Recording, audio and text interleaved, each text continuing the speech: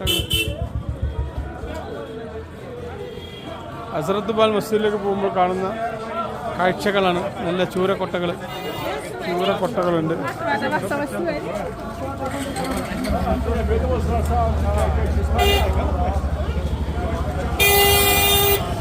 നമ്മൾ ഹസ്രത്ത് ബാൽ മസ്ജിദിൽ ഇന്ന് വെള്ളിയാഴ്ച ദിവസം റബീഉൽ അവ്വൽ മാസമാണ്. മണിക്കൂറുകളോളം പ്രവാചകൻ്റെ മദ്ഹ് പറയുന്ന സദസ്സുകൾ ഹസ്രത്ത് ബാൽ മസ്ജിദിൽ ഉണ്ടാവാറുണ്ട്. അതിൻ്റെ ശബ്ദമാണ് നമ്മൾ കേട്ടുകൊണ്ടിരിക്കുന്നത്. ഹസ്രത്ത് ബാൽ മസ്ജിദിൻ്റെ പരിസരത്ത് കാണുന്ന നല്ല മധുര പലഹാരങ്ങളാണ് കാണുന്നത്.